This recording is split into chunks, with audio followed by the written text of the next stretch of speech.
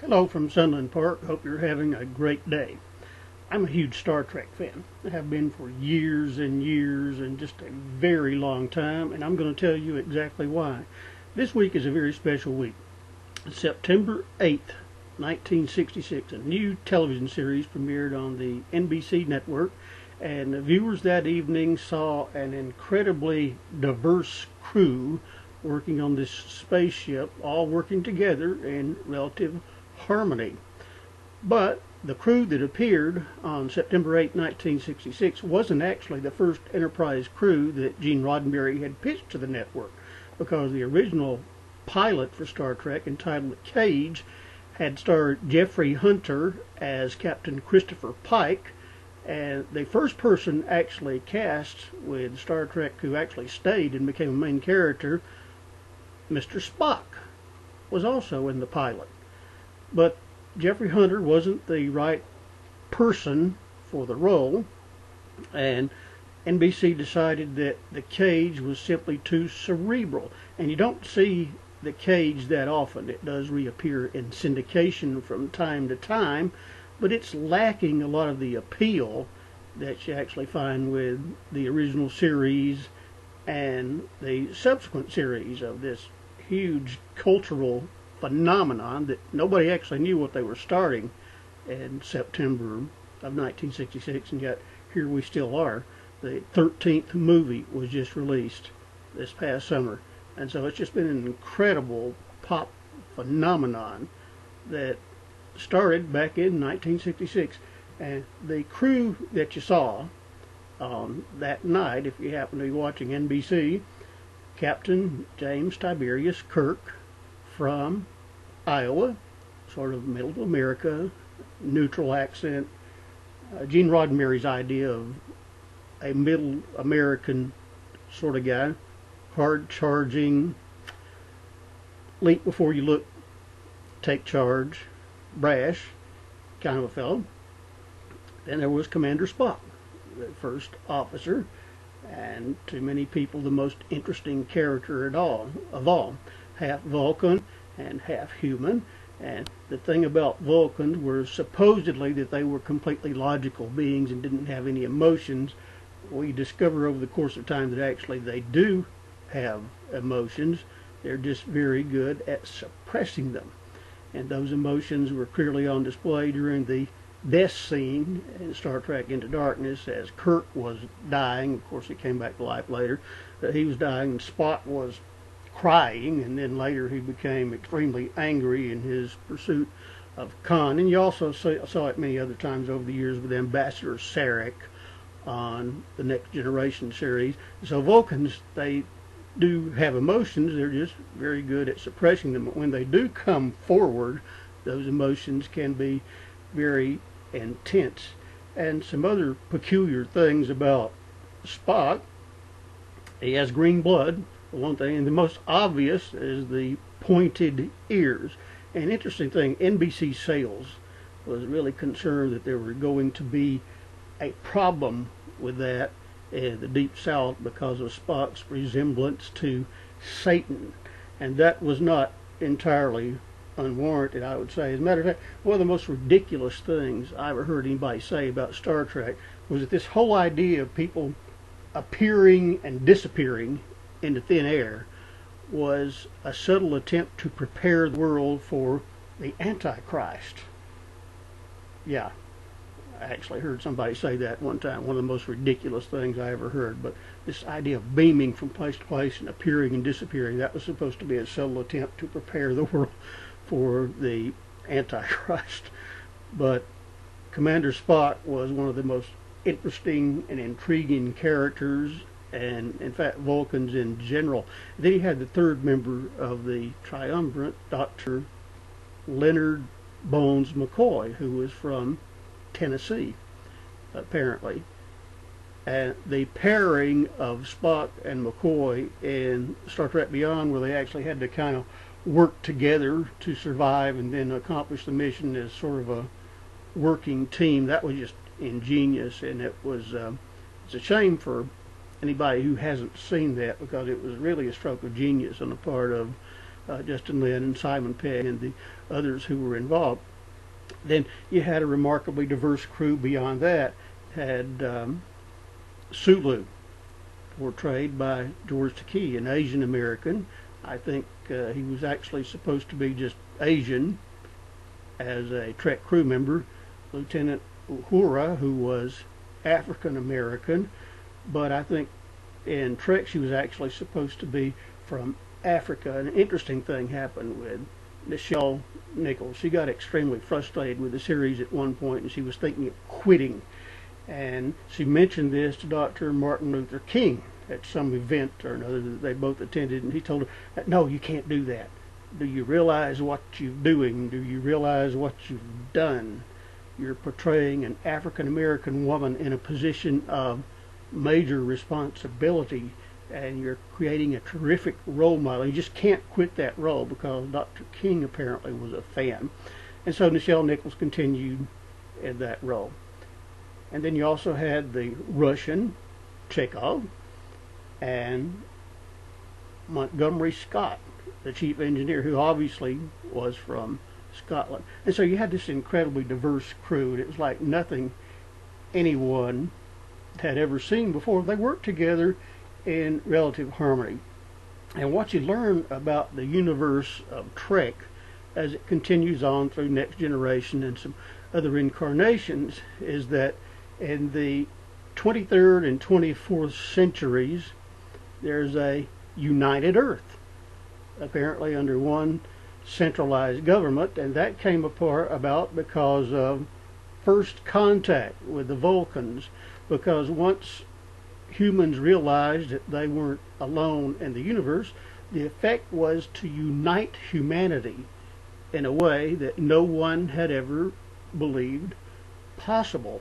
And that opened the gateway for interstellar travel, and the society that exists in the 23rd and 24th century. There's no more cancer, there's no more heart disease, no more AIDS, no more ALS, no more MS. Medical science has expanded exponentially, where the problem of people being permanently disabled has, for the most part, been conquered. There are no warring nations on Earth. Everybody is relatively prosperous. Poverty has been eliminated on Earth, and it doesn't exist anywhere else in the Federation either. And obviously the economic system of Star Trek cannot be laissez-faire capitalism or American-style capitalism. We know that because poverty has been completely eliminated. That is impossible under American-style capitalism. And truth, the fact of the matter is, it isn't even a goal of laissez-faire American-style capitalism, because there are too many businesses, too many commercial enterprises, or at least the owners of those enterprises, who benefit tremendously from it. And so the economic system, where they don't actually work for money as we know it, but everybody is prosperous and nobody is tied down in a tedious, thankless, low-paying job or completely out of work, and nobody's going hungry. So we know that the economic system of Trek cannot be laissez-faire capitalism. And Earth belongs to this federation, the United Federation of Planets, which is a much bigger government even than the United Earth. And it's basically a peaceful federation. The Vulcans were some of the founding members. It includes a multitude of other planets, and obviously there is conflict, conflict with other species, conflict with neighboring governments and that kind of thing. So there are problems, but there's also this huge federation where people largely exist in peace and prosperity, and so many of the problems that we know today and have known forever have been conquered. Poverty, disease, war, at least international war on Earth and war between members of the Federation, that's gone. There are conflicts with the Borg and the Dominion and so forth, but the kind of conflict that we've known on Earth is largely gone. Disease has been conquered, poverty is gone, and it's a hopeful, positive vision for the future. And that's always been the appeal, that hopeful, positive vision that things work out in the long run, that humanity not only survives but thrives. There's this two-part episode in Star Trek, The Next Generation, where the crew travels back in time and they meet Mark Twain. Mark Twain comes forward in the future and he's amazed by what he sees, and he's having this conversation with Counselor Troi, and he says, you know, where I come from, men achieve wealth and power by standing on the backs of the poor, and power is an end in itself, and you're telling me that it's not that way anymore? And Counselor Troi just smiles at him and says, yeah, that's right. So Mark Twain says, well, maybe that's worth giving up cigars for. Anyway, and later he says that he appreciates this glimpse of the future, and it's so nice to see that the future turned out pretty well after all. And that's the appeal of Star Trek. Now, there was this discussion on a show that supposedly celebrated the 50th anniversary, and people were discussing Deep Space Nine and how Star Trek took a darker turn in that series and how great that was, and that's exactly why you probably won't ever see a movie based on Deep Space Nine, because you don't have to go dark as Deep Space Nine did to know that there are problems in the future and everything isn't great all the time, but it's basically a good, peaceful, progressive society where nobody's persecuted and people live in relative peace and prosperity, and medicine has made all these fantastic advances, and there are problems, but dark and foreboding was never what Trek was all about. That was never the appeal. Why would anybody want a dark and a foreboding future? I think what we'd all like to see is a prosperous, happy, peaceful future. And of course there are going to be challenges, of course there are going to be problems, but mankind works together in ways that nobody ever would have expected, and also exist in a cooperative spirit with other species. And it's all this carried forward in The Next Generation, which may actually be the most popular series. So what is it about Trek that has lasted 50 years and hopefully will carry it into the future for a long time? It's that hopeful, positive future for humanity. That's the enduring appeal. People of Earth, along with people of other planets, live in a society that we can only dream of. And that's the everlasting appeal. That's why Star Trek was and is such a huge cultural phenomenon that to date has produced 6 television series, if you include the animated version, and 13 movies, 13 motion pictures, together with conferences and conventions and all the other cultural phenomena that has been spun off by Trek. The thing about Star Trek is it presents a future that we could all be happy about. It's a positive and hopeful vision of humanity's future. And that's the enduring appeal. So I hope the franchise just goes on and on. There have been some issues with low audiences for this latest movie. I think it would be a shame if that was the end of the franchise, because this hopeful vision for the future, we need it now more than ever, I think. You know, the idea that things work out for the best after all, that has a lot of appeal, doesn't it? So hopefully the franchise will recover from this latest problem, a relative lack of popularity of Star Trek Beyond, and move on to the future, because I love that future.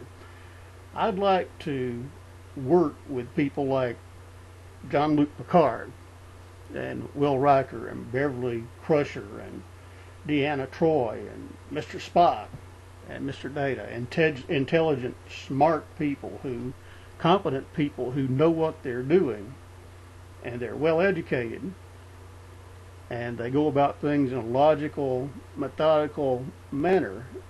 And human needs and Vulcan needs and Klingon needs are very important. They're not simply ignored as they are in so many of the societies that we have here on Earth. So that's my take on Star Trek, why it's so popular. I've always been a fan, and I hope to be a Trek fan. Well, I will be a Trek fan practically forever, but I hope this phenomenon is around for people to enjoy from now on, and maybe, give some people some ideas about what the future could be like. We already had some of that with the technology that we see in Star Trek. The communicators, a lot like smartphones. The computers were sort of crude early models of this laptop that I'm using right now. The Star Trek phaser, almost a perfect weapon. If I was going to carry a weapon on a regular basis, I'd like for it to be one of those phasers. I'd like to be able to do something and not have to kill somebody. I actually heard of somebody who said, that they wouldn't want that. They would rather carry the kind of guns that we have now, which to me is just evil if there's a better alternative. The Star Trek phaser, tremendous advance in self-defense. It's an offensive weapon. So that's what Star Trek means to me. It's about that hopeful vision for the future, that hopefully things will work out for the good, for humanity, in the long run. And that's what it means to me. Live long and prosper.